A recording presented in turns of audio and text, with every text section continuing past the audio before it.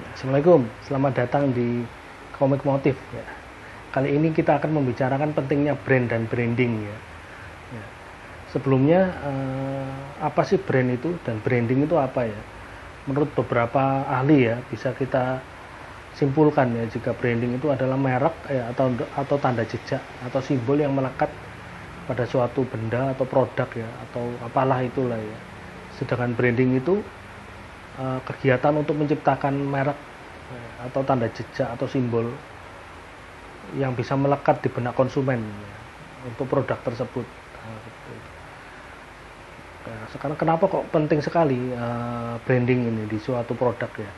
Kalau kita lihat di penelitian lembaga Nielsen sendiri, orang itu customer setelah diselidiki 60% mereka lebih memilih membeli benda atau produk yang lebih dulu mereka kenal seperti itu. Jadi mereka tidak ragu untuk membeli produk tersebut. Nah, kalau kita lihat ya produk-produk yang brandingnya sangat kuat, produk Apple. Nah, Apple itu dia sudah menjual brand, sudah menjual merek ya. Apa yang dia jual?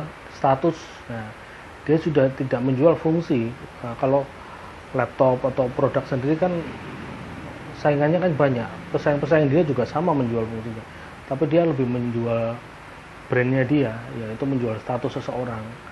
Jadi jika seseorang ingin mendapatkan status ya, status tinggi entah untuk kepentingan bisnis ya atau apapun ya, biasanya dia menggunakan produk Apple. Jadi Apple-nya itu bisa dijadikan image bersama dirinya, entah di media sosialnya ya, atau yang lain.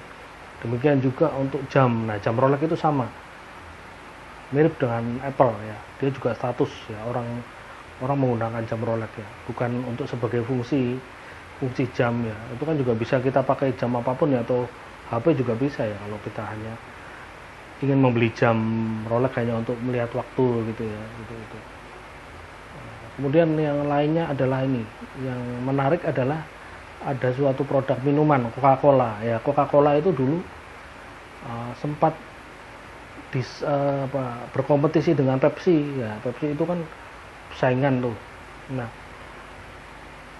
waktu itu dia diadakan survei, rasa yang paling manis apakah Coca-Cola atau Pepsi, dan ternyata banyak yang menilai Pepsi lebih manis.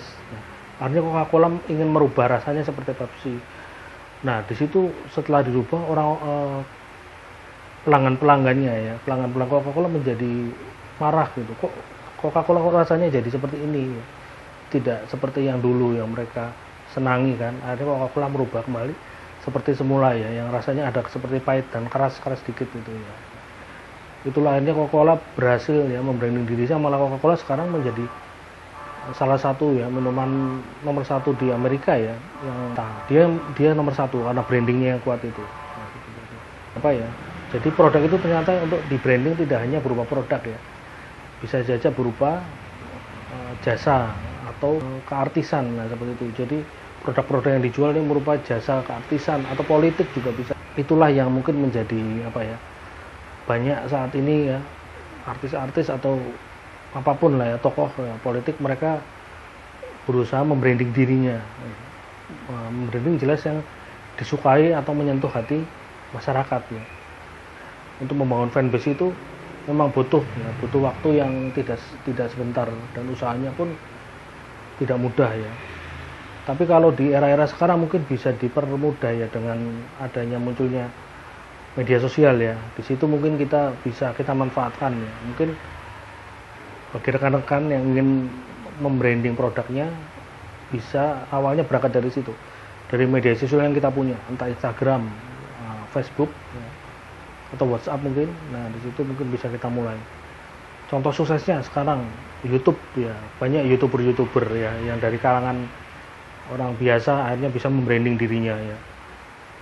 Akhirnya mereka dengan branding itu menjadi superstar ya, jadi menjadi orang yang tidak biasa. Sangat banyak contohnya. Kalau memang rekan-rekan ini berkeinginan untuk membangun personal branding ya seperti YouTuber itu, jadi atau seperti beberapa motivator ya, kan banyak tuh motivator yang baru-baru bermunculan dan brandingnya cukup kuat itu. Mereka membangun Instagram ya, fanbase di Instagram, di Facebook, ya, atau di YouTube. Nah di situ akhirnya mendatangkan banyak fanbase. Nah, gitu. Kalau untuk produk juga ada beberapa ya produk ya. Tapi yang paling ini kelihatan sekali yaitu personal branding di sini. Menariknya jika personal branding sudah terbangun, apapun yang dijual biasanya mengikuti. Ya.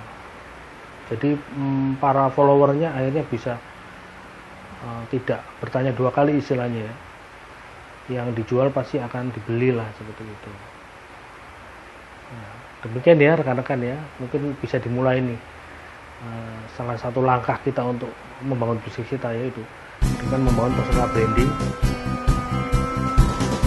dan kita manfaatkan media sosial kita ya. Semoga bermanfaat ya, sampai jumpa.